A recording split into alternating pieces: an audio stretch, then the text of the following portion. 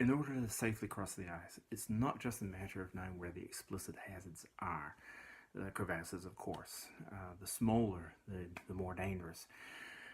But it's also to identify areas where the travel is going to be slow.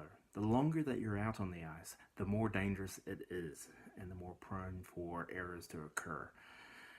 Big things that can slow you down is actually water within the snowpack or having fluffy, low-density snow.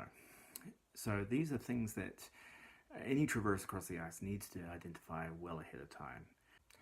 The surface of the ice responds to transmitted radar waves through both reflecting energy with coherent returns and scattering incoherent returns.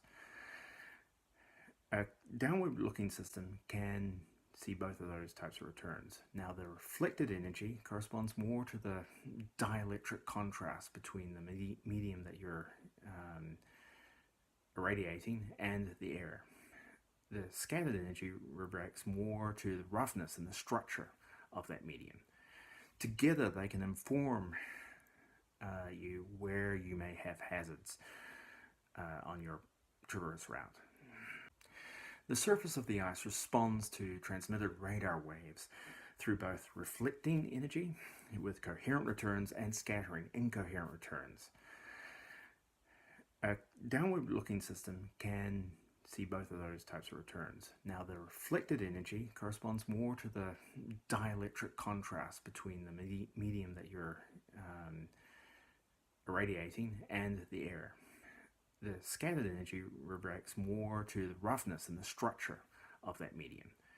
Together, they can inform you where you may have hazards on your traverse route. The side-looking SAR systems, as commonly fielded in orbit, are typically high frequency and they're side-looking. So the reflected energy actually just bounces back off into space and you lose that information, which makes it challenging to untangle the effects of composition, of density, and the effects of roughness.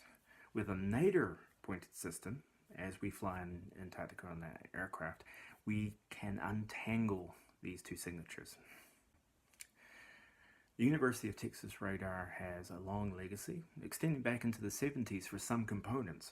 However, we have steadily upgraded the system over time and is now nearly entirely commercial off-the-shelf products.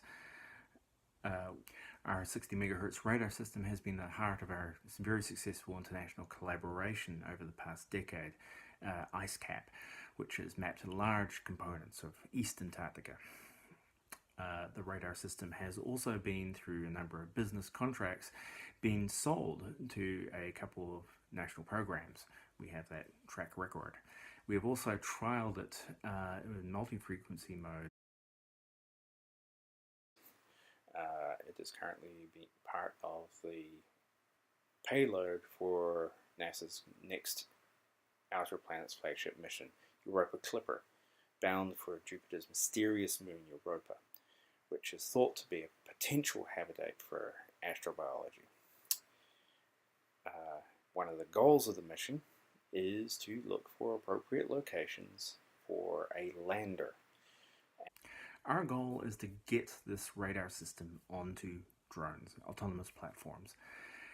One step along the path has been to work with our Korean colleagues and Helicopters New Zealand in order to produce an autonomous standalone version of our radar, which we have successfully flown over the Nansen ice shelf and over some of the ice shelves of the Amundsen Sea embayment. We have also demonstrated drone technology of the type that we will want to migrate our radar to. In 2016, working with the Australian Antarctic Division, we demonstrated a Tiburon drone from the Wilkins Aerodrome on Law Dome. This is a prototype for a system that has scalable to much larger size, compatible with our radar antennas, and longer range.